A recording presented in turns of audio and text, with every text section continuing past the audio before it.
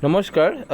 Class 10 और हिंदी भोला राम का जीव बहुत ही इम्पोर्टेंट और लाजवाब कहानी, बहुत ही इंटरेस्टिंग कहानी। लेखक के बारे में थोड़ी सी हम परिचय में आते हैं तो यहाँ से ज़्यादा क्वेश्चन एग्जाम में पूछता नहीं है। ইয়াৰ আগতে মই ক'ব বিচাৰোঁ এইটো হ'ল ক্লাছ 10 অসমীয়া মাধ্যমৰ যি ছাত্ৰ ছাত্ৰীসকল আছে তেখেতৰ কাৰণে গম পাইছে। আৰু আছে ইংলিছ মিডিয়ামৰ কাৰণে বেলেগ থাকে, সেইটো হ'ল আম্বাৰ ভাগ 2 আৰু সেইটো হ'ল আলোক ভাগ 2। ক্লাছ 10 অসমীয়া মাধ্যমৰ যিমান কেইটা আছে, এতিয়া লেখকৰ ভিতৰত কি কুৱেশ্যন ইমান নিদিয়ে এক্সামিনাৰে, চ' মই ভাবিছোঁ ডাইৰেক্ট মই এইটো চেপ্টাৰখিনিয়ে আৰম্ভণি কৰোঁ। एग्जाम में उस टाइप का क्वेश्चन नहीं देता लेखक से।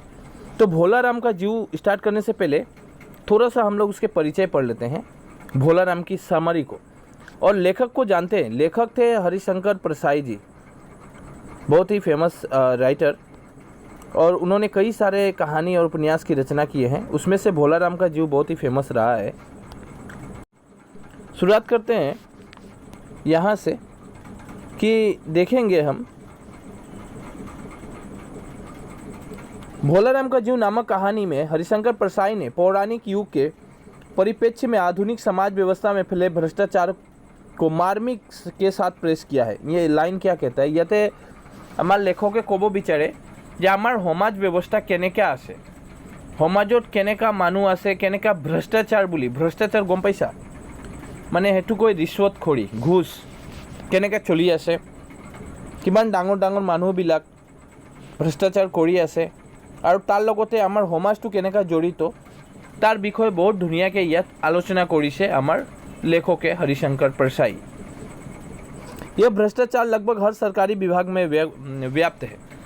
भ्रष्टाचार गम पाइছা তোমালোকে, এই ভ্রষ্টাচার মানে কি বুলি জনা যায়। ভ্রষ্টাচার মানে হল যেনেকৈ আমি কিবা এটা অফিচৰ কাম কৰিবলৈ গৈখিনি তাতে কাম যদি নহয় মই ঘুচখিনি দিয়া, টকা পইচা দিখিনি কামটো মানে কৰি লোৱা, সেইটোৱে হ'ল ভ্ৰষ্টাচাৰ। আৰু কোনোবাই মানুহে অফিচত গৈছে, এবাৰ নহয় দুবাৰ তিনিবাৰ চাৰিবাৰ গৈছে, কাম হোৱাই নাই, এতিয়া কি কৰিব, অলপ টকা পইচা লাগিব। তাতে অফিচাৰ নহয়, তাৰ অফিচাৰ তলৰ যিমানকেইটা মানুহ আছে, যিমানকেইটা টেবলবিলাক আছে, কয় আমালোক পইচা লাগিব, মই কামটো কৰি দিম, তাকে ভ্ৰষ্টাচাৰ বুলি ক'ব পাৰোঁ আমি। अब हम आगे पढ़ते हैं कि हर सरकारी विभाग में ये भ्रष्टाचार, ये जो भ्रष्टाचार है, पैसे का रिश्वतखोरी, आपको हर सरकारी ऑफिस में देखने को मिलेगा। कोई ना कोई बंदा तो मिल ही जाता है घूस खाने वाला, तथा इससे समाज का हर वर्ग प्रभावित होता है। हर वर्ग मतलब हर कास्ट, गोटेई केइटा मानुह है ताते प्रभावित হয়। এতিয়া গোটেই মানুহ ভিতৰত মানে গোটেই সমাজৰ ভিতৰত আমাক বহুত ধৰণৰ কাষ্ট আছে নহয় জানো। তোমালোকে জানা ন, যেনেকা বহুতে কাষ্ট আছে, বিহাৰী হ'ল, মাৰোৱাৰী হ'ল, মুছলিম হ'ল, বাঙালী হ'ল, গোটেই কাষ্টে। আৰু তাৰ ভিতৰতো কাষ্টৰ বহুত ডিভাইড আছে তাৰ ভিতৰতে। তাৰ আৰু হ'ল এইটোতো জাতিৰহে মই ক'লোঁ, জাতি বৰ্গ এটা, তাৰ ভিতৰত আৰু গোটেই মানুহে তাৰ লগত प्रभावित ये भ्रष्टाचार के साथ। 5 साल पहले सेवानिवृत्ति भोला राम की परेशानी में आम जनता की परेशानी भी छिपी हुई है। ये कहानी में देखने को मिलेगा। कहानीत आमी देखिबले पाबो जे भोला राम एजन मानुह आसिल, तेखेतर অফিচতৰ মানে গৈখিনি পেঞ্চনৰ কাৰণে গৈছিল আৰু পেঞ্চনটো অফিসে তাক दिया नासिल। तो इसके भीतर जो भोला राम का परेशानी हुआ था, भोला रामे जी प्रॉब्लम टू फेस करिले, এনেকা प्रॉब्लम आमिও साधारण मानुह फेस करि आसो, एतिया তোমালোকেও फेस करि आसा। 5 वर्षों तक पेंशन के लिए कार्यालय का विवश कर देती, कार्यालय का चक्कर लगाने वाले भोला राम के परिवार की आर्थिक दयनीयता पाठकों को सोचने पर विवश कर देती है। जब हम कहानी को पढ़ेंगे तो देखेंगे कि भोला राम अपने पेंशन को पाने के लिए ऑफिस का कितना चक्कर लगाता है। चक्कर लगाना माने गम पाइছা, एबार নহয় बहुत केइबार तेखेते ऑफिसत গৈছে, एप्लिकेशन फाइल কৰিছে, কিন্তু কামটো এতিয়ালৈকে হোৱা নাই। এইটোৱে ক'লে उसकी जो दयनीय दशा है, তেখেতৰ आर्थिक इकोनॉमिक प्रॉब्लम, टका पैसा ना आसिल, ইয়াৰ কাৰণেতে দিব নোৱাৰে নহয়, और उसके बाद भी उसका काम होता नहीं है। বহুতে কষ্ট কৰিলে, বহুতে মানে অফিচত বহুত কেইবাৰ গ'ল, কিন্তু কামটো হোৱাই নাই, কাৰণ এজন দুখীয়া আৰু গৰীব মানুহ আছোঁ। আৰু তোমালোকে জানা গৰীব মানুহ আৰু দুখীয়া মানুহৰ এই সমাজত অফিচৰ কামবিলাক সোনকালে নহয় আৰু, कारण इহঁতৰ নিজৰ टका पैसा নাই আৰু দিবৰ কাৰণে। कहानी के अंत में नारद के सामने फाइल के पन्नों से भोलाराम की आत्मा की आवाज़ परिस्थिति की विडंबना को व्यंग्यात्मक बना देती है। ইয়াত মানে এটা ধুনীয়াকৈ শব্দ ব্যৱহাৰ কৰা হ'ল, ব্যংগাত্মক বনা দেती है।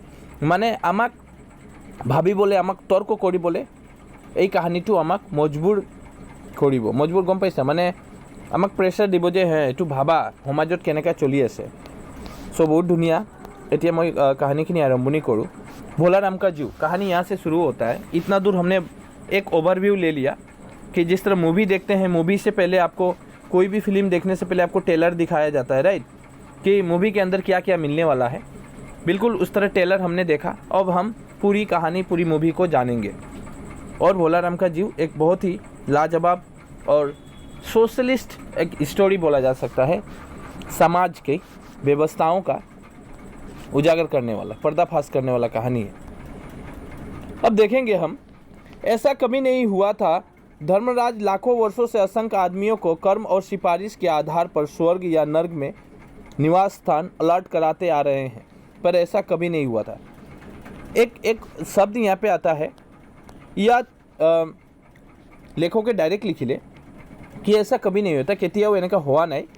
धर्मराज लाखों वर्षों से असंख्य आदमियों को कर्म और सिफारिश के आधार पर स्वर्ग या नर्क में निवास अलॉट कराते आ रहे हैं। हम लोग भी सुना है कि एक स्वर्ग होता है, एक नर्क होता है, और आदमी अपने कर्मों के बल पर, कर्म माने जेने का कर्मों करीबा तेने का फल पाबो न। तो कर्मों के आधार पर धर्मराज कौन है? एक भगवान ही है। वो क्या करते हैं? स्वर्ग और नर्क में जगह देते हैं। आप जैसा कर्म कीजिएगा आपको या तो स्वर्ग मिलेगा या नर्क मिलेगा। लेकिन ऐसा कभी नहीं हुआ था। क्या नहीं हुआ था? देखते हैं। सामने बैठे चित्रगुप्त बार बार चश्मा पोंछ, बार बार थूक से पन्ने पलट रजिस्टर देख रहे थे। एक बात कहानी में आता है कि चित्रगुप्त आता है। यहाँ पे कई सारे कैरेक्टर निकल के आएगा। मैं जेतिया कैरेक्टर बुली कहो, कैरेक्टर माने निजर मानुहर निजर एटा दायित्व थाके ता कैरेक्टर बुली कोआ है। यहाँ पे बोला गया है सामने बैठा चित्रगुप्त क्या करता था? चित्रगुप्त का काम है डाटा एंट्री करना, मतलब हिसाब किताब रखना कि कितने लोग मर गए, कितने लोग अभी लाना है ज़मीन से, कितने लोग को स्वर्ग में भेजना है, कितने लोग को नर्क में भेजना है। ये सब काम था चित्रगुप्त का, हिसाब रखना। तो चित्रगुप्त अपना रजिस्टर खोलता है, जिस तरह आपका किताब होता है। रजिस्टर में वो चश्मा, मतलब यहाँ पे बोला है बार बार चश्मा पोंछ, वो चश्मा पोंछ रहा है, यानी चित्रगुप्त को डाउट हो रहा है मेरा कुछ तो गलती हो रहा है। पर क्या गलती हो रहा था? बार बार थूक से पन्ने पलट रहे थे। आप भी जानते हैं, आप कभी पन्ना पलटता नहीं है चैप्टर, तो आप अपने हाथों में थोड़ी सी थूक लगा लेते हैं और चैप्टर को पलटाते हैं, पन्ने को हटाते हैं, राइट।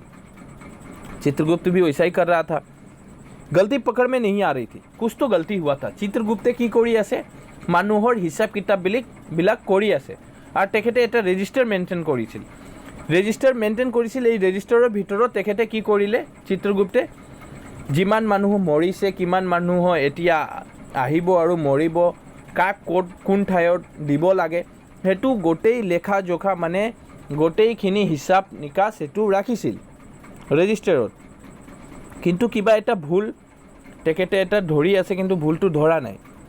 मतलब बार बार वो भूल पकड़ने की कोशिश कर रहे हैं, लेकिन वो पकड़ा नहीं रहा है। आखिर उन्होंने खींच कर रजिस्टर इतने ज़ोर से बंद किया कि मक्खी चपेट में आ गई। और की को ले जाते लेखोगे कि चित्रगुप्त इतने गुस्से में थे कि उन्होंने अपने किताब को इतने रजिस्टर को इतने ज़ोर से बंद किया कि मक्खी भी उड़ नहीं पाई, मक्खी भी मर गई, ऐसा कहा जा रहा है। मक्खी तो समझते हैं। उसे निकालते हुए वो बोले, महाराज रिकॉर्ड सब तो ठीक है। महाराज कौन थे भाई? धर्मराज। और महाराज को चित्रगुप्त कहता है, चित्रगुप्त तो महाराज के नीचे रहेगा ना, उसका चेला ही कह रहेगा। तो चित्रगुप्त कहता है, महाराज रिकॉर्ड सब तो ठीक है, रिकॉर्ड में कोई गलती नहीं है, पर भोला राम के जीव ने 5 दिन पहले देह त्यागी थी और यमदूत के साथ लोक के लिए रवाना हुआ था, पर हाँ अभी यहाँ तक नहीं पहुँचा। तो चित्रगुप्त कहता है, महाराज एक तो गड़बड़ी हो गई है कि भोला राम का जीव এতিয়া ভোলারামকা জিউ বুলি ক'লে কি গম পাইছা? भोलाराम का जीव माने होल भोलाराम का आत्मा। भोलाराम मर चुका है, उसके आत्मा को जीव बोला गया है। यानी भोलाराम का आत्मा 5 दिन पहले मर चुका था। 5 दिन पहले देह त्यागा था। देह मतलब निजर शरीर পৰা সিহঁতৰ প্ৰাণটো ওলাইছিল কেতিয়া? 5 दिन আগতে। 5 दिन पहले उसका आत्मा निकल चुका था, लेकिन यमदूत के साथ आ रहा था ऊपर। यमदूत कोने? यमदूत আৰু এজন মানুহ, তেখেতে এই আত্মাটো ল'বলৈ গৈছিল আমাৰ পৃথ्वी লোকত, किंतु एतियाলৈকে तेव आही पोआ नहीं, और अभी तक वह हमारे यहाँ पर आया नहीं, पहुँचा नहीं। धर्मराज ने पूछा, और वो दूत कहाँ है? दूत यानी जिस बंदा को तुमने भेजा था, जिस लोग को तुमने भेजा था, यमदूत को, कि जाओ भोलाराम का आत्मा को लेके आओ, तो वो भोलाराम का आत्मा नहीं आया, ठीक है, लेकिन वो बंदा कहाँ है? वो दूत कहाँ है जिसको तुमने भेजा था लाने के लिए? महाराज वो भी लापता है। अब चित्रगुप्त यहाँ पे महाराज को कहता है, कुने कोले? चित्रगुप्त का कोई ऐसे महाराजो कोले कि वो भी लापता है। कुने लापता माने एतियालोके पोआ गायब हो गई। लापता कौन है? यमदूत। यमदूत भी लापता है, जो भोलाराम को जीव को लाने गया था। इसी समय द्वार खुले और यह यमदूत बहुत बदहवास सा वहाँ आया। उसका मौलिक कुरूप चेहरा परिश्रम, परेशानी और भय के कारण और भी विकृत हो गया था। उसी समय दरवाज़ा खुलता है और उसी समय यमदूत आ जाता है। वो जो बंदा लाने गया था, भोलाराम के आत्मा को पृथ्वी से उठा के लाने गया था, वो आया और वो पूरा टेंशन में था। बदहवास मतलब बहुत टेंशन में, परेशानी, और वो बहुत परिश्रम किया था। परेशानी, वो बहुत डर रहा था। भय के कारण विकृत हो गया था। भय के कारण उसका आवाज़ तक नहीं निकल रहा था। देखते हैं आपका भी कभी कभी पूरा डर लगता है तो आवाज़ भी नहीं निकलता है। उसे देखते ही चित्रगुप्त चिल्ला उठे। चित्रगुप्त गुस्से से बोल रहा है, अरे तू कहाँ रहा इतने दिन? भोलाराम का जीव कहाँ है? यानी भोलाराम का आत्मा कहाँ है जो तुमने पृथ्वी से लाने गया था? हाँ, और तुम इतना देर तक रहा कहाँ? इतने दिनों तो तुम कहाँ गायब था? 5 दिन तू भी दिखाई नहीं दिया। कुछ तो बात है, बोलो क्या बात है? अभी यमदूत कहता है। यमदूत हाथ जोड़कर बोला, हाथ जोड़ लिया। दया निधान। एटिया दया निधान बोले की लिखा है। दया निधान मतलब कृपा कीजिए मुझ पर, मतलब मुझे सजा मत दीजिएगा, मेरा दोष नहीं है, इसलिए वो कहता है दया निधान। हे ईश्वर, मैं दया कीजिए। मैं कैसे बताऊं कि क्या हो गया? आज तक मैंने धोखा नहीं खाया था, पर इस बार भोलाराम का जीव मुझे चकमा दे गया। और यमदूत कहता है कि आज तक मुझे कोई धोखा नहीं दे पाया। मैं जिसके भी प्राण को हरा, जिसको भी प्राण निकाला, लेकर सीधा चला आया, लेकिन आज पहली बार होता है कि भोलाराम का जीव, भोलाराम का आत्मा हमें चकमा दे गया, मतलब हमको बुर्बक बना के चला गया। 5 दिन पहले जब मैं जीव ने भोलाराम की देव त्यागी, तब मैंने उसे पकड़ा और इस लोक की यात्रा आरंभ की। वो अपना पूरा कहानी कहता है कि महाराज, हमने 5 दिन पहले भोलाराम का आत्मा जब निकला, हमने आत्मा को पकड़ा, उसका जीव को पकड़ा और लेकर आपके यहाँ पे आ ही रहा था। और नगर के बाहर ज्यों ही मैं उसे लेकर एक तीव्र वायु तरंग पर सवार हुआ। यहाँ पे कहते हैं नगर के बाहर मतलब टाउन से, भोलाराम के एरिया से मैं भोलाराम को लेके जैसे ही मैंने निकला, हवा में वायु तरंग मतलब हवा में आसमान की तरफ, त्यों ही वह मेरे चुंगल से छूट कर न जाने कहाँ गायब हो गया। और तभी क्या होता है, भोलाराम हमारे हाथों से छुड़ा लेता है अपने आप को और गायब हो जाता है। 5 दिन मैंने सारा ब्रह्मांड छान डाला, पर उसका कहीं पता नहीं चला। मैंने हर जगह खोजा, पूरा शहर, पूरा गांव खोजा, पूरा आसमान खोजा, लेकिन भोलाराम की आत्मा हमें फिर मिला नहीं। पता नहीं वो कहाँ गायब हो गया है। आगे आते हैं, कहानी आपको समझ में आ रहा है? अबे धर्मराज क्रोध से बोले। धर्मराज तो भाई महाराजा थे। चित्रगुप्त तो धर्मराज को हिसाब दे रहे थे और यमदूत का काम था आत्मा लाना। याद रखिएगा, ये राजा है, यहाँ पे चित्रगुप्त है, वो हिसाब किताब रजिस्टर मेंटेन करता है, और ये यमदूत है जो आत्मा लाता है। यहाँ पे 3 की कहानी चल रही है। अभी महाराज क्रोध से बोले, मूर्ख, जीवों को लाते लाते बुढ़ा हो गया, फिर भी एक मामूली बुढ़े आदमी की जीव तुझे चकमा दे दिया। वो कहते हैं कि तुम मूर्ख है, तुम इतने सालों से काम कर रहा है, लोगों को मारना लाना, लेकिन आज तक तुम खुद ही एक बुढ़ा हो गया है, काम करते करते तुम बुढ़ा हो गया, तुम्हारा इतना एक्सपीरियंस है, और तुम आज एक बूढ़े आदमी का जीव लाने के लिए, और बूढ़ा आदमी का जीव तुम्हें चकमा दे गया। यानी भोला राम एक बूढ़ा आदमी था, वो बेचारा मरा, और ये बूढ़े आदमी का आत्मा लाने में तुम्हें वो बूढ़ा आदमी चकमा दे दिया, ये तो हो नहीं सकता। दूत ने सिर झुकाकर कहा। दूत अब क्या करता है, अपना माथा झुका लेता है। महाराज, मेरी सावधानी में बिल्कुल कसर नहीं थी। अभी कसर नहीं थी मीनिंग माने তোমালোকে এই শব্দবিলাক শুনা নাই, মই কৈ দি আছোঁ। कसर नहीं रहना माने আপুনি গোটেই কেইটা চেষ্টা কৰি, যিমান কেইটা চেষ্টা কৰিব লাগে গোটেই চেষ্টা কৰিছা, তথাপি যদি এইটো সাকসেস নহয় তাক বুলি কোৱা হয় कसर नहीं छोड़ी थी। গম পাইছা? এতিয়া কি ক'লে कि महाराज मेरी सावधानी में बिल्कुल कसर नहीं थी। कोने कोले? दूत कह रहा है सिर झुकाकर, महाराज मैंने कोई भी कमियां नहीं छोड़ा था, मैंने हर प्रयास किया उसको लाने का। मेरे इन अभ्यस्त हाथों से अच्छे अच्छे वकील भी नहीं छूट सके, पर इस बार तो कोई इंद्रजाल ही हो गया। वो कहते हैं मैं इतने बड़े बड़े वकील मरा, डॉक्टर मर जाता है, सबको लेके आता हूँ, कोई मेरे यहाँ से छूट नहीं पाता है, लेकिन इस बार तो इंद्रजाल, इस बार तो कोई माया जाल घटना हुआ है, कुछ तो माया रचा गया है मेरे साथ, जो वो छूट कर चला गया। अभी होता क्या है, चित्रगुप्त ने कहा। अब सेकेंड पर्सन चित्रगुप्त क्या कहता है, जो हिसाब रखता है, ध्यान से सुनिएगा। दुनिया के हुनिबा एटू मनत दी हुनिबा, यात मन दिया। एटिया तेखेते कोले चित्रगुप्ते, महाराज आजकल पृथ्वी पर इस प्रकार का व्यापार बहुत चला है। ध्यान देना, अभी चित्रगुप्त एक ठो कहानी बनाता है और एक लाजवाब स्टोरी। चित्रगुप्त कहता है पृथ्वी पर इस प्रकार का व्यापार, बिजनेस चल रहा है।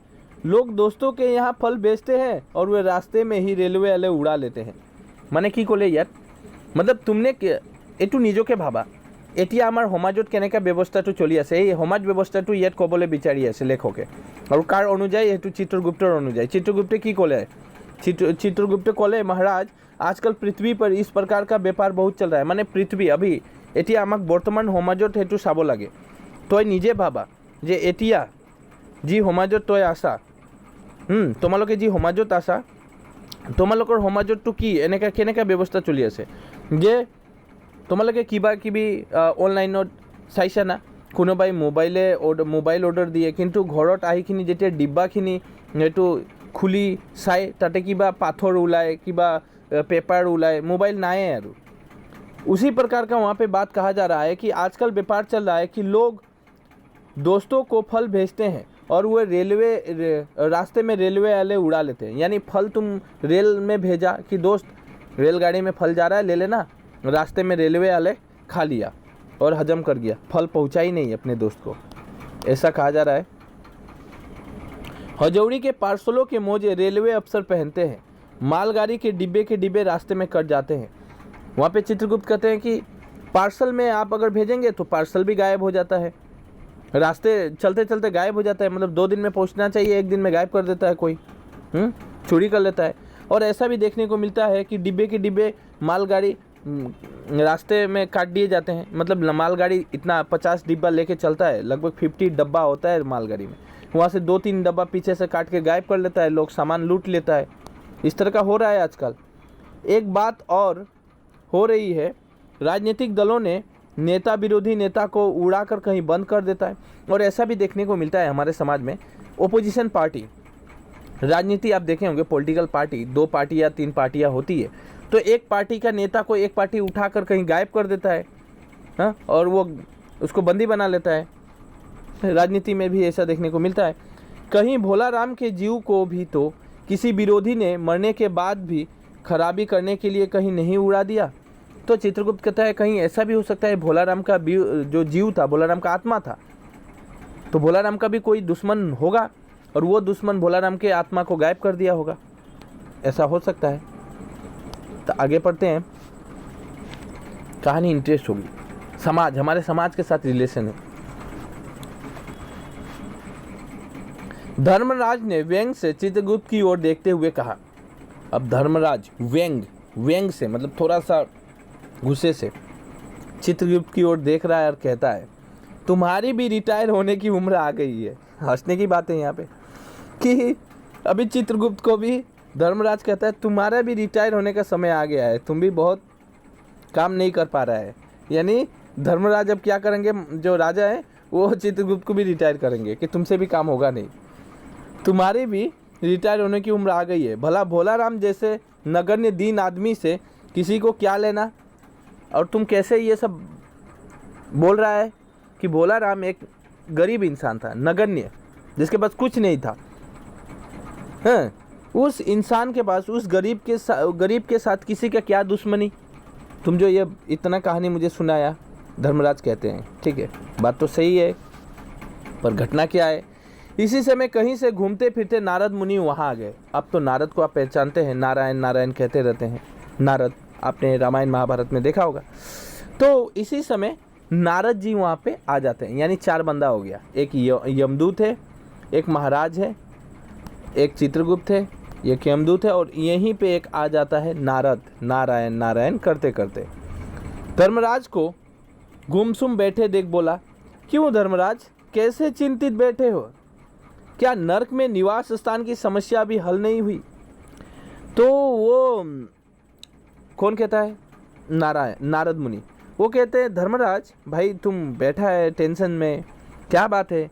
तुम्हारा नरक में जो पहले कुछ समस्या चल रहा था, लोगों को रखने का जगह नहीं था, तो वो समस्या अभी हल हुआ कि नहीं? तो धर्मराज ने कहा वो समस्या तो कभी ही हल हो चुकी है मुनिवर।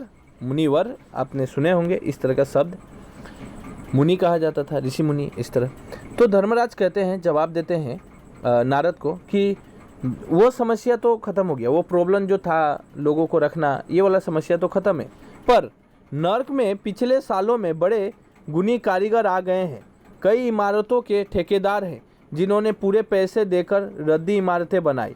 अब यहाँ पे कहा जा रहा है कि ध्यान दीजिएगा कि आपको मालूम है हमारे नर्क में बहुत सारा कारीगर आ गया है। कारीगर जानते हैं, जो कॉन्ट्रैक्टर होता है, जो बिल्डिंग का कॉन्ट्रैक्ट लेता है, रास्ता का कॉन्ट्रैक्ट लेता है। कारीगर तो आप जानते हैं जो बड़े बड़े बनाता है, इमारत बनाता है, बिल्डिंग बनाता है। वैसे वैसे इंसान भी मरे हैं और हमारे यहाँ पे आए हैं।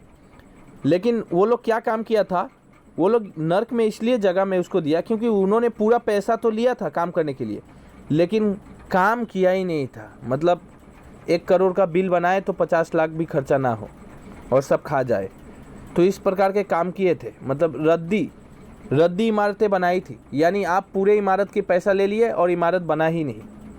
यानी आप पूरे घर का पैसा ले लिया कोई मिस्त्री और आपका घर बनाया ही नहीं, ऐसा कहा जा रहा है। बड़े बड़े इंजीनियर भी आ गए हैं। यहाँ पे कहा जा रहा है कि बड़े बड़े इंजीनियर भी हमारे यहाँ पे आए हैं जिन्होंने ठेकेदारों से मिलकर भारत की पंचवर्षीय योजना का पैसा खाया है। और यहाँ पे कहा जा रहा है कि देखिए समाज को दिखाने की कोशिश की जा रही है। राइटर यहाँ पे समाज को दिखा रहे हैं कि समाज कैसा है। डायरेक्ट किसी पे ब्लेम नहीं किया जा रहा है कि बड़े बड़े इंजीनियर भी आ गए हैं। ये इंजीनियर लोग भी है, वो भी मरकर हमारे यहाँ पे आया है, उसे भी हमने नर्क में जगह दिया है। क्यों दिया है? क्योंकि आप जानते होंगे कि भारत में पंचवर्षीय योजना चलाई जाती है। 5-5 वर्षों में डेवलपमेंट के लिए कुछ पैसे सोचे जाते हैं। तो यहाँ पे है बड़े बड़े इंजीनियर आ गए हैं, इंजीनियर को भी हमने बुला लिया है। क्यों? क्योंकि उन्होंने भारत की पंचवर्षीय योजना, आप देखते होंगे सरकार क्या करता है, हमारा जो इंडियन गवर्नमेंट है वो 5-5 साल में एक बजट पेश करता है। वो पहले पंचवर्षीय योजना था, मतलब 5 साल का एक टारगेट रखा जाता था बजट के अंदर कि 5 साल में हमारे यहाँ पे बहुत सारा ब्रिज बनेगा, बहुत सारा कॉलेज बनेगा, बहुत सारा इंडस्ट्री लगाए जाएंगे, इससे डेवलपमेंट सोचा जाता है, स्कूल कॉलेज बनेंगे। ठीक है, तो वो बनाने के लिए किसको दिया जाएगा? ठेकेदार को, जो ठेका लेगा। और वो लोग क्या करता है, ऊपर से वो लोग पंचवर्षीय योजना का पैसा खाकर बैठ जाता है और काम अधूरा छोड़ देता है। ओवरसीयर है जिन्होंने उन मजदूरों की हाजिरी भरकर पैसा हड़पा, और वो लोग दिखा देता है कि इतने लोग काम किया था, इतने लोग। वो लोग रिकॉर्ड तो दिखाता है कि 10 आदमी आज काम किया, 200 आदमी का पैसा होता है, लेकिन काम करने के लिए 1 आदमी भी नहीं गया था। और वो लोग दिखा दिया कि 100 आदमी काम किया था, 100 आदमी का पैसा खुद खा जाता है। ऐसे लोग हैं समाज में, ठीक है, जो कभी काम पर आया ही नहीं, गया ही नहीं। कुछ लोग हैं काम पे आता ही नहीं है, लेकिन अपना पैसा वो लोग खा लेता है, मालिक लोग बिल बना के खा लेता है। इन्होंने बहुत जल्दी नर्क में कई इमारतें तान दी है और उन लोगों को हमने नर्क में बुला दिया है कि अब तुम लोग यहाँ पे इमारत बनाओ, तुम लोग तो पृथ्वी पे काम किया नहीं, आओ नर्क में जितना बिल्डिंग बनाना है बनाओ, सबको यहाँ पे जगह मिलेगा। वह समस्या तो हल हो गई। भोलाराम नाम के एक आदमी की 5 दिन पहले मृत्यु हुई थी। उसके जीव को यह दूत यहाँ ला रहा था कि जीव इसे रास्ते में चकमा देकर भाग गया। और यहाँ पे अब कहानी बताते हैं भोलाराम की, कि भोलाराम नाम का एक व्यक्ति था जो मर गया था 5 दिन पहले। उसका आत्मा 5 दिन पहले निकला था और हमने एक दूत को भेजा था कि जाओ तुम उसके आत्मा को लेके आओ। और वो रास्ते में लेकर आ भी रहा था कि अचानक भोलाराम का जो आत्मा है उसके हाथों से छुड़ा कर कहीं भाग जाता है और पूरे ब्रह्मांड छान लिया गया, लेकिन उसका आत्मा मिला नहीं। इसने सारे ब्रह्मांड छान डाला पर वो कहीं नहीं मिला। और उसी समय महाराज कहते हैं, किसको सुना रहे हैं ये सब बातें? मुनिवर। मुनिवर कौन है भाई? मुनिवर नारद है। नारद को सुना रहे हैं कि ये लड़का पूरा ब्रह्मांड छान डाला है लेकिन भोलाराम मिला नहीं। अगर ऐसा होने लगा तो पाप पुण्य का भेद ही मिट जाएगा। अगर ऐसा ही होने लगा, सब अपने अपने छुड़ा कर भाग जाएंगे, तब तो पाप पुण्य रहेगा ही नहीं। नारद ने पूछा, उस पर इनकम टैक्स तो बकाया नहीं था? अच्छा महाराज, ये जो भोलाराम था, क्या आप हमें ये बता सकते हैं भोलाराम के ऊपर कोई इनकम टैक्स लगा था क्या? हो सकता है उन लोगों ने रोक लिया हो सकता है इनकम टैक्स डिपार्टमेंट वाला भोलाराम का आत्मा को रोक लिया हो। मतलब ये आत्मा के साथ एक समाज का को रिलेशन दिखाया जा रहा है, किस तरह जुड़ा हुआ है, समझ में आ रहा है? माने आमार समाज व्यवस्था तो केनेका तार लगते लेखके आमाक कम्पेयर करिছে देखुवाई आछे तार लगत माने केनेका समाजटो चलिছে এই गोटेইकेटा आमार समाज व्यवस्थाटो ইয়াত आमी देखिबले पाम। चित्रगुप्त ने कहा, इनकम होता तो टैक्स होता ना भाई। भोलाराम का कोई इनकम ही नहीं है तो टैक्स होगा कहाँ से? भूखमरा था बेचारा, भूखमरा मतलब वो इतना गरीब था भोलाराम कि भूख से मरता था। नारद बोले, अगर भूख से मरने वाला इंसान के पास पैसा ही नहीं रहेगा तो इनकम टैक्स वाला उसको पकड़ेगा क्यों, राइट? मामला बड़ा दिलचस्प है। अभी नारद यानी वो तो जानते हैं, नारद ऋषि मुनि कहते हैं कि ठीक है मामला तो बड़ा दिलचस्प है, अच्छा मुझे उसका नाम पता बताओ, मैं पृथ्वी पर जाता हूँ। तो ठीक है, तुम उसका नाम पता मुझे दे दो, मैं इस पृथ्वी पे जाके भोलाराम को ढूंढ के लाता हूँ। अब की बार वो नारद खुद जाएंगे भोलाराम को लाने, भोलाराम को तो नहीं, भोलाराम के जीव को लाने जाएंगे। आगे बढ़ते हैं। चित्रगुप्त ने रजिस्टर देखकर बताया, भोलाराम नाम था उसका। जबलपुर शहर के घमापुर मोहल्ले में नाले के किनारे 1-1.5 कमरे में टूटे फूटे मकान में वह परिवार समेत रहता था। तो वो पूरा एड्रेस चित्रगुप्त भोलाराम को देते हैं, कहते हैं कि देखिए नारद जी, बंदा का नाम तो था भोलाराम और वह रहता कहाँ पे था? जबलपुर शहर में। और कमरा बहुत छोटा था, 1-1.5 कमरे, टूटे फूटे मकान थे, पानी वगैरह बारिश होने से भर जाता था और वो सभी परिवार को लेकर रहता था वहाँ पे। उसके परिवार में कौन कौन था ये भी यहाँ पे दिखाया गया है। उसकी एक स्त्री थी, एक उसकी पत्नी थी, 2 लड़के और 1 लड़की। उसके परिवार में कौन कौन थे? उसकी पत्नी थी, 2 लड़के थे और 1 लड़की थी। उम्र लगभग 65 साल, सरकारी नौकरी था। पहले उस बंदा का सरकारी नौकरी था और उम्र कितना होगा? 65 साल का होगा। 5 साल पहले रिटायर हो गया था और वह सरकारी नौकरी से 5 साल पहले रिटायर भी हो गया था। मकान का किराया उसने 1 साल से नहीं दिया। और ये भी डिटेल है कि उसने जिस मालिक के घर में किराए पे रहता था, किराए मतलब भाड़ा, किराए मतलब भाड़े पे रहना, मतलब अपना घर, निजर घर নাই আৰু বেলেগৰ ঘৰত ভাড়াত থাকিব লগা হৈছিল। তো 1 साल 1 বছৰ হ'ল, 1 বছৰ মান হ'ল তেখেতে মানে এই ঘৰৰ पैसाटू, घरोर भाड़ार पैसाटू दिया ही नहीं मालिक को। 1 साल से उसने दिया ही नहीं था, इसलिए मकान मालिक उसे निकालना चाहता था।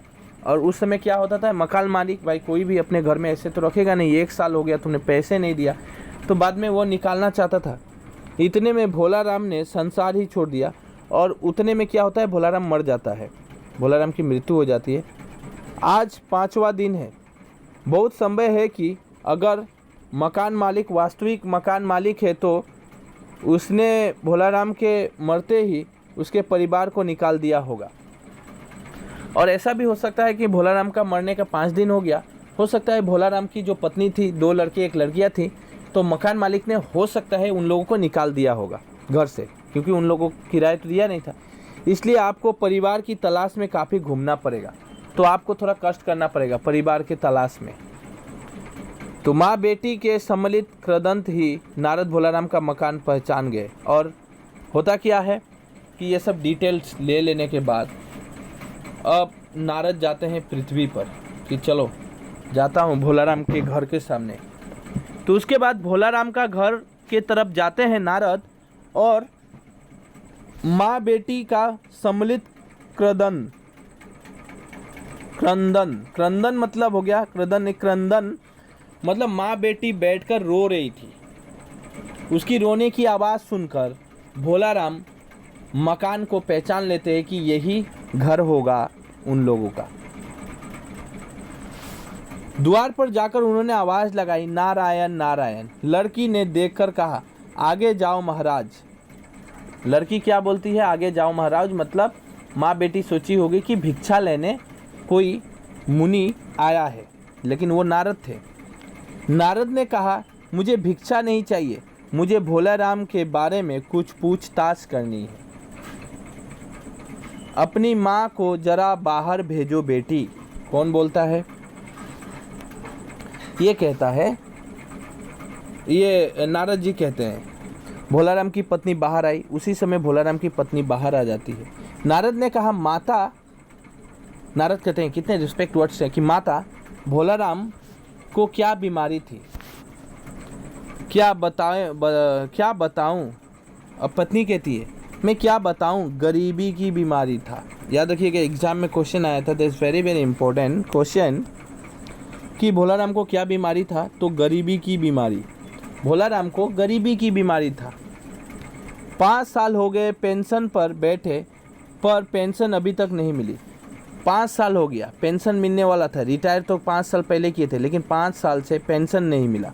हर 10-15 दिन में एक दरख्वास्त देते थे, और हर 10-15 दिन, यानी आज 10 दिन के, आज एक तो एप्लीकेशन दे दिया गया, फिर 10 दिन जाने के बाद फिर एप्लीकेशन, फिर 10 दिन जाने के बाद फिर एप्लीकेशन पे एप्लीकेशन दिया जाता है, पर एप्लीकेशन प्रोसेस नहीं हो रहा है।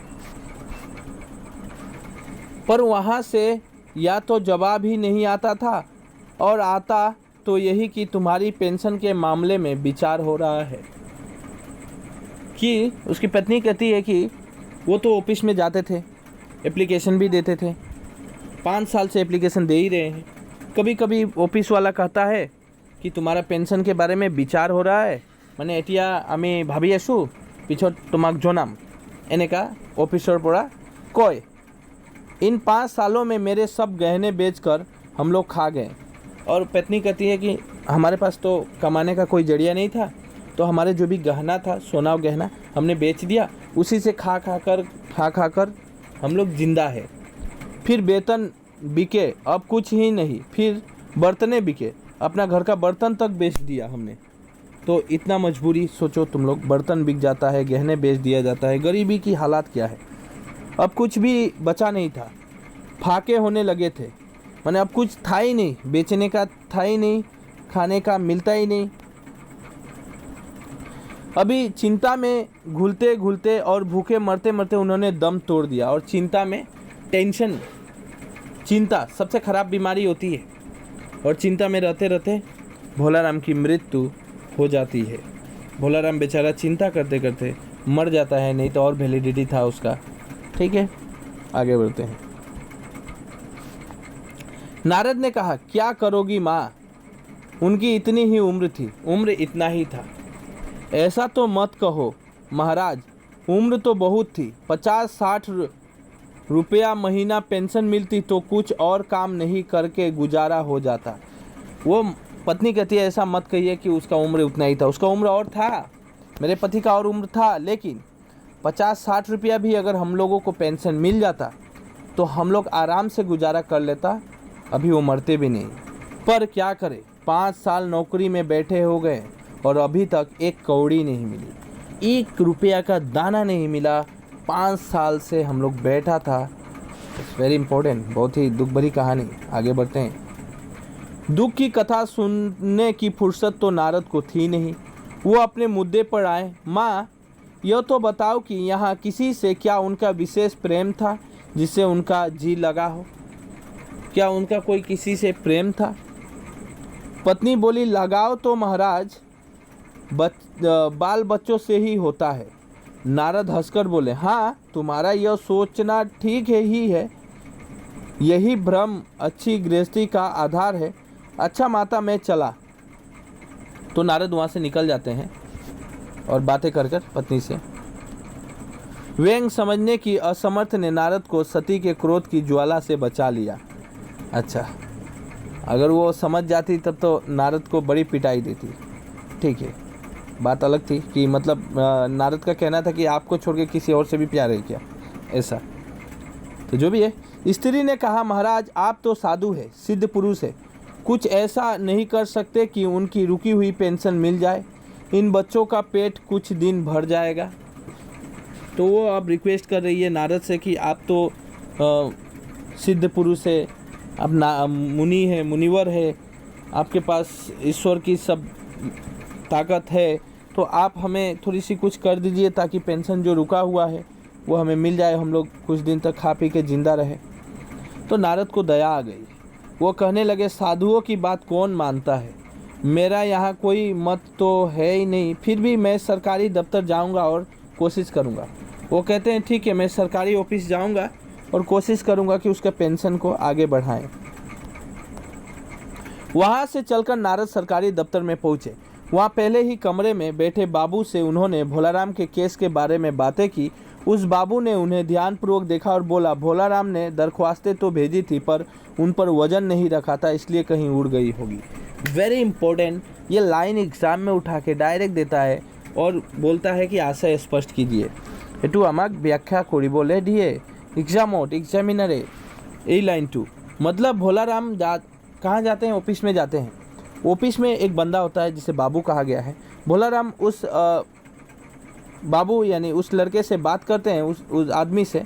तो वो कहता है कि भोलाराम तो बहुत सारा एप्लीकेशन दिया था पर वजन नहीं रखा था। वजन, what is the meaning of वजन? वजन नहीं रखना मतलब रिश्वत नहीं दिया था। याद रखिएगा, मीनिंग अलग है, वर्ड अलग है, मीनिंग अलग है। यहाँ पे कहने का तात्पर्य, कहने का मीनिंग बहुत ही अलग है।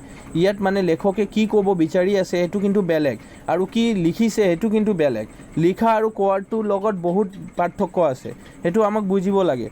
ইয়াত মানে ভোলারাম ने क्या दिया था? दरख्वास्तें तो भेजी थी। दरख्वास्तें माने तेखेते एप्लीकेशन तो दिছিলে, एप्लीकेशन तेखेते दिছিলে, किंतु वजन नहीं रखा था। वजन मतलब पैसा, रिश्वत नहीं दिया था, और इसलिए उसका जो दरख्वास्त है उड़ गई, उसका कोई वैलिड नहीं रहा। अच्छा, नारद ने कहा, भाई ये बहुत से पेपर वेट तो रखे हैं, इन्हें क्यों नहीं रख दिया? अभी नारद भी थोड़ा सा समझते नहीं है, ना समझ जैसे बोल रहे हैं कि ठीक है तुम्हारे पास पेपर वेट है। पेपर वेट गम पैसा माने ऑफिसत गले बहुत माने अलग हरू हरू हिल থাকে, पत्थर रहता है, पत्थर उसको रखा जाता है पेपर के नीचे ताकि पेपर उड़कर ना जाए। ठीक है, तो वही नारद जी कहते हैं आपके पास पेपर वेट है, आप इसको रख देने से वो पेपर उड़ता नहीं, एप्लीकेशन नहीं उड़ता। ठीक है, बाबू हंसा, आप साधु है, आपको दुनियादारी समझ में नहीं आती, दरख्वास्तें पेपर वेट से नहीं दबती। खैर, आप उस कमरे में बैठे बाबू से मिलिए। तो नारद को भेज दिया जाता है एक और कमरा माने आरु एटा बेलेग অফিস তাতে আছে না, অফিসৰ বহুত কেইটা মানে ৰুম থাকে, এটা ৰুমৰ পৰা আন এটা ৰুমত তেখেত পঠোৱা হ'ল যে আপুনি সেই ৰুমত গৈখিনি তাতে এজন আৰু আছে মানুহ আছে তাৰ লগত কথা পাতি লওক। नारद उस बाबू के पास गए, उसने तीसरे के पास भेज दिया और वो और किसी और के पास भेज देता है, जब आप उस ऑफिस में जाइए, उसमें तीसरे ने चौथे के पास भेजा, चौथे ने पांचवे के पास, इस तरह करके घुमा रहा है नारद को। माने नारद को बुर्बक बनाया जा रहा है, ये रूम में जाओ, वो रूम में जाओ, वो रूम में जाओ, रूम में जाओ, इस तरह। जब नारद 25-30 बाबुओं और अफसरों के पास घूम आए तब एक चपरासी ने कहा, महाराज आप क्यों इस झंझट में पड़ गए? आप अगर साल भर भी यहाँ चक्कर लगाते रहें तो काम नहीं होगा। आप तो सीधे बड़े साहब से मिलिए, उन्हें खुश कर लिए तो आपका काम हो जाएगा। उसी समय ऑफिस का एक चपरासी आता है। चपरासी तो जाने तुम लोग, चपरासी कहता है कि आप इतने लोगों के पास गए हैं, किसी ने आपका बात सुना नहीं, आप बड़े साहब से मिलिए। बड़े साहब मतलब जो ऑफिसर है, ऑफिसर से जाके मिलो, तुम्हारा काम हो जाएगा अगर तुम उसे खुश कर लिया तो नारद बड़े साहब के कमरे में पहुँचे। जाते हैं, बाहर चपरासी ऊँघ रहा था। ऊँघना मतलब चपरासी नींद ले रहा था, इसलिए उन्हें किसी ने छेड़ा नहीं। उन्हें एकदम बिना विजिटिंग कार्ड के आया देख साहब बड़े नाराज हुए। मतलब देखो भाई, बड़ा ऑफिसर है, आपने जाने তোমালোকে ডাঙৰ ডাঙৰ অফিচাৰৰ লগত আমাক এপইণ্টমেণ্ট ল'ব লাগে। বাহিৰৰ সিকিউৰিটি গাৰ্ড থাকে, তাৰ লগত ক'ব লাগে যে মই ভিতৰত অফিচাৰৰ লগত কথা পাতিম। তাৰপিছত সিকিউৰিটি গাৰ্ডটো গৈখিনি ছাৰক ক'ব, ছাৰে যদি টাইম থাকে তেখেতে এপইণ্ট দিব যে হে আহিব দিয়া বা আহিব নিদিয়া এনেকুৱা। কিন্তু তেতিয়া কি আছিল, গাৰ্ডটো টোপনি মাৰি আছিল আৰু এইকাৰণে डायरेक्ट होमाई गोल कोने नारद। तो नारद डायरेक्ट घुस जाते हैं कमरे में। घुसने के बाद वो ऑफिसर थोड़ा गुस्सा हो जाता है। बोला, इसे कोई मंदिर या मस्जिद समझ लिया है क्या? धड़धड़ाते चले आए, चीट क्यों नहीं भेजी? मतलब तुमने कोई अपॉइंटमेंट नहीं लिया और डायरेक्ट हमारे पास आ गया, ये मंदिर समझ के रखा है क्या? कौन बोल रहा है? वो ऑफिसर। नारद ने कहा, कैसे भेजता, चपरासी तो सो रहा है। चपरासी सो रहा है, क्या काम है? साहब ने रौब से पूछा। रौब मतलब थोड़ा सा गुस्से से, कि तुम्हारा काम क्या है, बोलो। नारद ने बोला, भोला राम का पेंशन केस बतलाया। भोला राम का पूरा केस, पेंशन का केस बताया। साहब बोले, आप है वैरागी, दफ्तरों की रीति रिवाज नहीं जानते। असल में भोला राम ने गलती की भाई, यह भी एक मंदिर है, यहाँ भी दान पुण्य करना पड़ता है। ये लाइन भी बहुत इंपॉर्टेंट लाइन है, that's very important line. Okay, एटुओ मैंने एग्जाम दिसिले।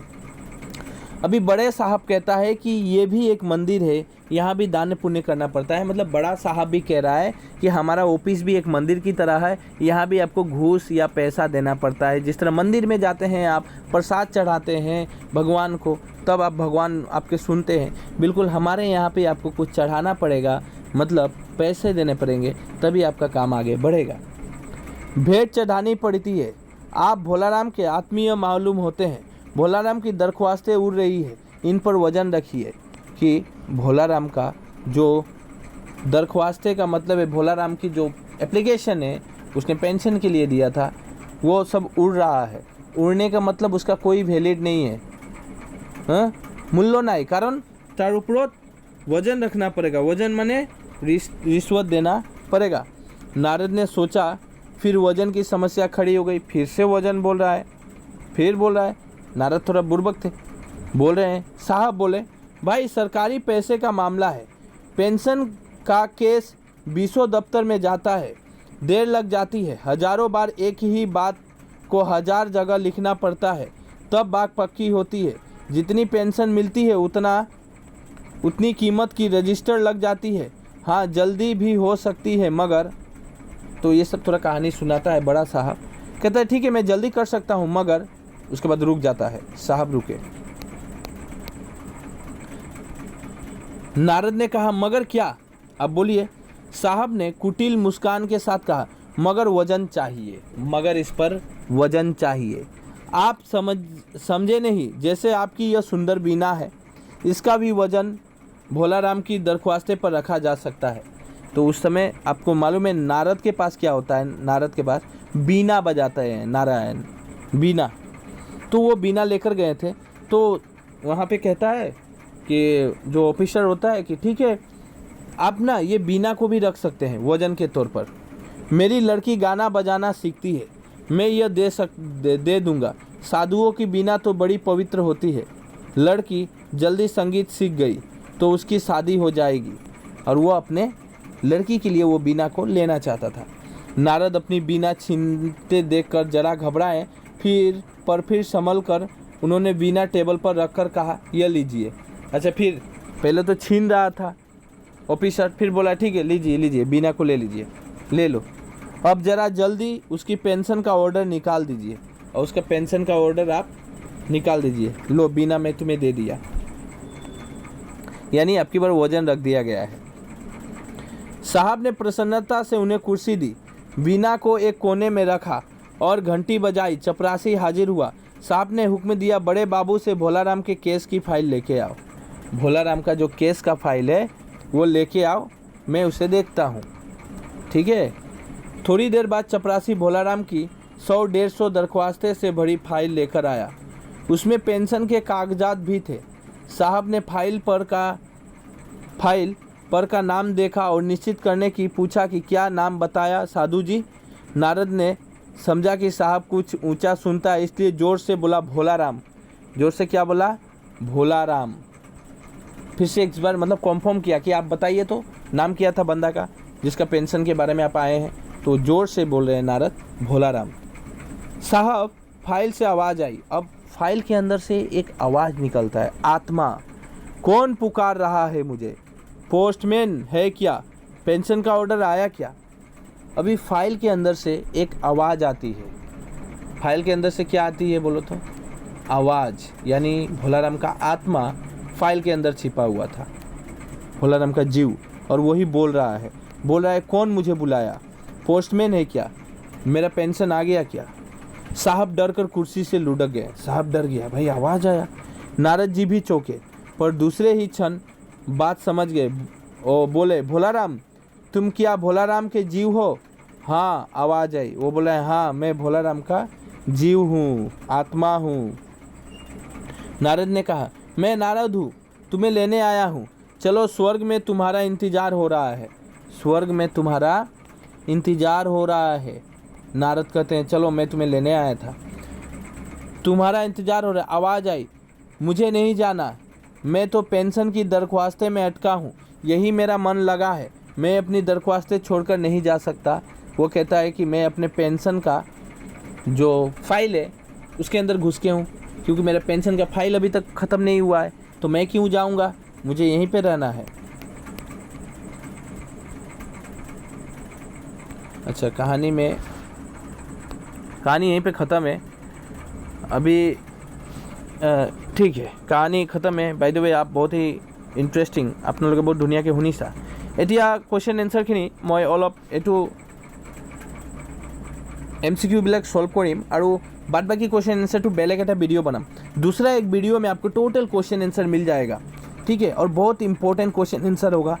एग्ज़ाम में जो आया है सब मैं दे दूंगा, वेरी वेरी इंपॉर्टेंट जो एग्ज़ाम में आया है वो भी दूंगा, और आपको वो लिखना है, ठीक है, और बना के दिया जाएगा। बुक से क्वेश्चन आंसर दूंगा मैं। नोट्स और गाइड टू आमाक पढ़िब नालागे, ताते मार्क कम दिए एग्जामिनरे। नोट्स और गाइड पढ़ने से बहुत कम मार्क मिलता है। आपको मार्क के लिए आपको बुक के अंदर से क्वेश्चन के आंसर लिखना पड़ेगा, वो मैं लिख के दूंगा, मैं लिख दी। एटू जस्ट एटू 60 टका वीडियो 60 टका। और चैनल को सब्सक्राइब करके रखो, अभी सब्सक्राइब कर लो। भोलाराम के जीव कितने दिन पहले देती आ गई थी? तो 5 दिन पहले। नारद भोलाराम का घर कैसे पहचाना? तो माँ और बेटी के क्रदंत से, ठीक है, ये होगा 5 दिन पहले। और नंबर, धर्मराज के अनुसार नर्क में इमारतें बनाकर रहने वाले में कौन शामिल है?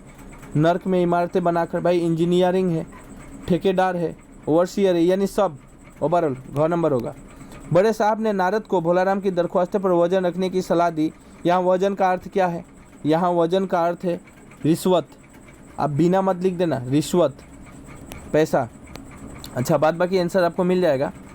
तो आप चैनल को सब्सक्राइब कर लो, रिक्वेस्ट है तुम्हारे चैनल के सब्सक्राइब कर लो। সেইটো কিন্তু বহুত ইম্পৰ্টেণ্ট হ'ব। মই গোটেইকেইটা চেপ্টাৰখিনি এনেকৈ ধুনীয়াকৈ বুজাই দিওঁ, তাৰপিছত কুৱেশ্যন এনচাৰ দিওঁ।